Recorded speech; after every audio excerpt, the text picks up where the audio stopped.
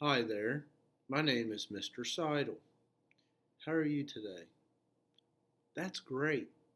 Today, we're going to talk about trigonometric ratios and how to set those up. We'll talk about sine, cosine, tangent, and parts of the right triangle. Now, I just mentioned something that's very good to know, and I feel like you should know, is that with these trig ratios, okay, I'm going to abbreviate.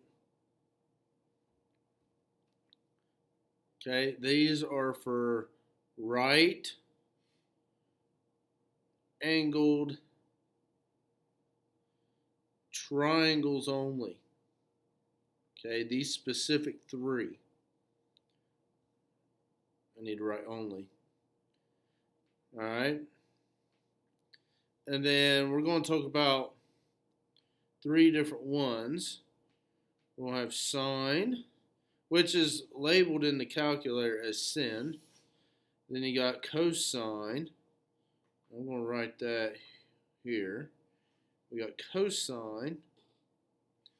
And then we have tan, which means tangent. Okay. Now we're not really going to use the calculator yet. We're just going to learn how to set up our trig ratios. Okay. So let's begin here. Let's draw a right triangle. And I like to draw my right triangles, guys, like this. Just easier that way. All right, and I'm going to label this triangle A, B, C. Something else that you would want to make sure you do is always label the right angle, okay?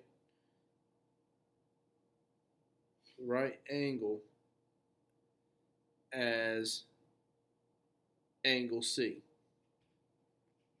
All right.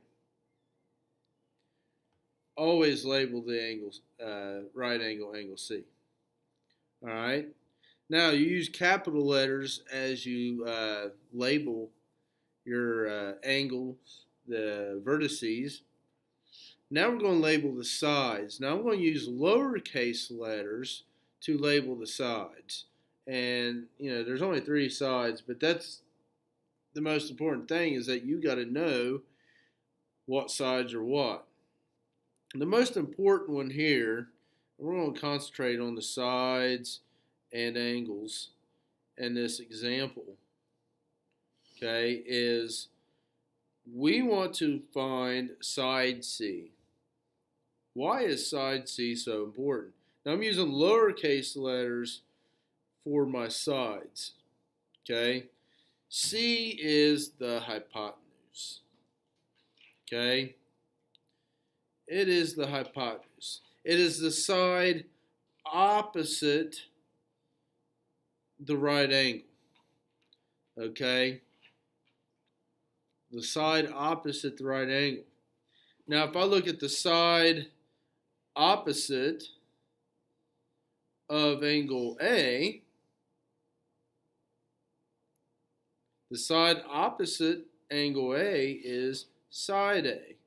The thing about naming these sides, I don't know why I did that. The thing about naming these sides is that the side that doesn't really touch the angle is the name of that side. So if I look at angle B, well, what side is not touching this angle? Well, this side down here. Well, that is the side opposite the angle. Well, guys, if we can do that, if we can locate these pieces of the right triangle, that's going to make, what's the word I'm looking for? It's going to make solving problems a lot simpler for you. Okay? Now, let's talk about sine. The trig ratio for sine. I'm going to write trig ratio here. I'm not going to put equal sign. Here's your first trig ratio. And this is like Seems like it's everybody's favorite. If we have a right triangle, okay, that's going to be a right angle. My right angles aren't looking very good.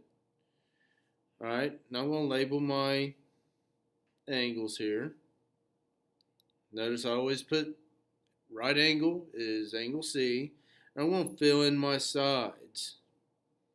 Here's angle A, or side A, and here's side B. And we're going to write a trig ratio for each given angle. Now, sine is this. Sin theta. Theta is just an angle measure. Any given angle measure, it's like a variable for an angle. Equals opposite over hypotenuse. Okay? Opposite over hypotenuse. Now, C, if you remember, C is the hypotenuse. All right? So whatever C is, that's what I need to write. Now, with sine of angle A, I'm going to use different colors here. Let's focus on angle A in red. Okay?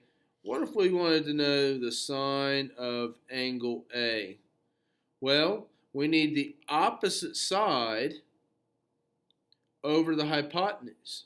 So I'm just going to simply write a ratio. Side opposite.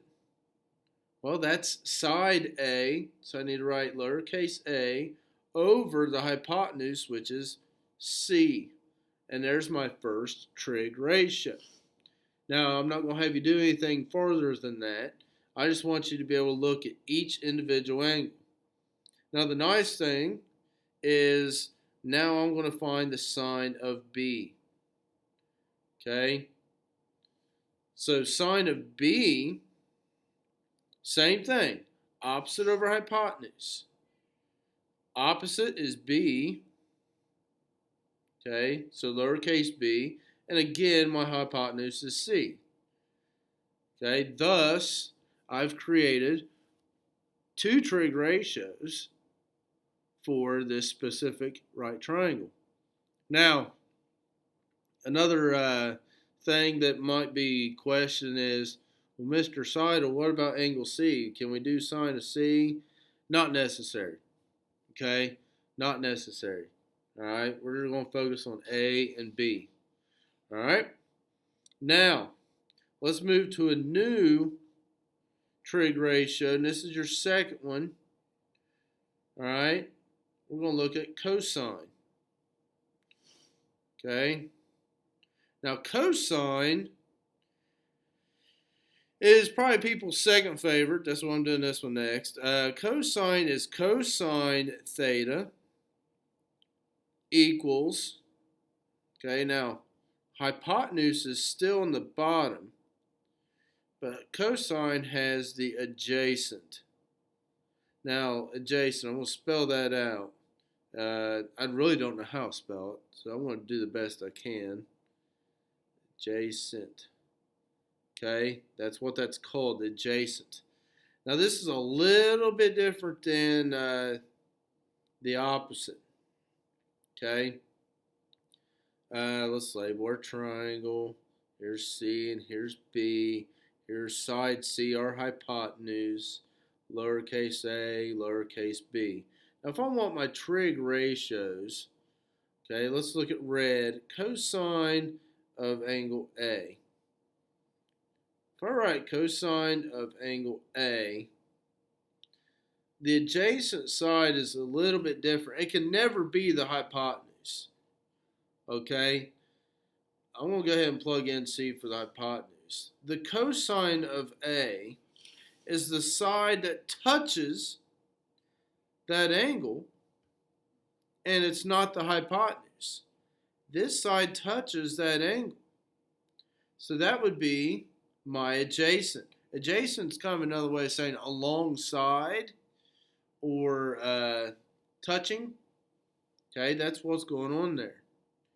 Now, with cosine of B, Okay, obviously my hypotenuse is at the bottom, so I'm going to go ahead and stick C there. Cosine of B, what side touches that angle that's not the hypotenuse? A. Okay, guys, we're just about done. Last but not least, let's look at tangent. Tangent, guys, is very usable, and I encourage you to learn how to use it. Okay, tangent, still right triangle here. We have our A, B, C, and here's our sides. Okay, tangent is opposite over adjacent. Okay, opposite over adjacent. So what's not needed in tangent? Okay, C is not needed here.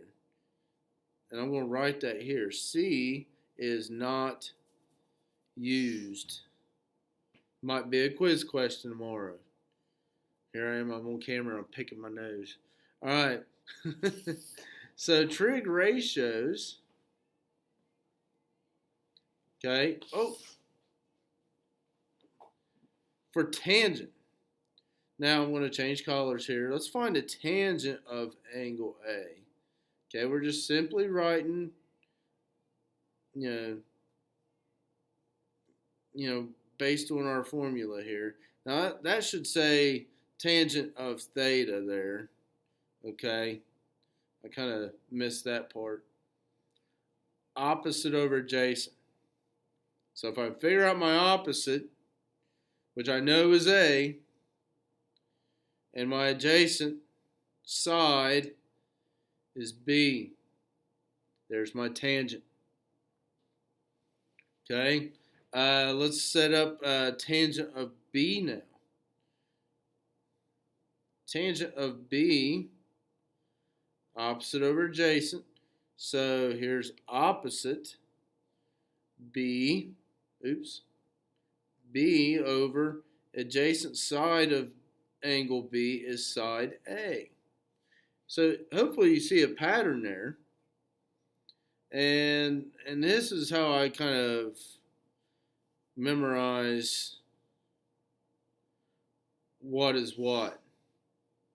If you remember SOHCAHTOA, okay, you got sine is opposite over hypotenuse, cosine is adjacent over hypotenuse, and tangent is opposite over adjacent.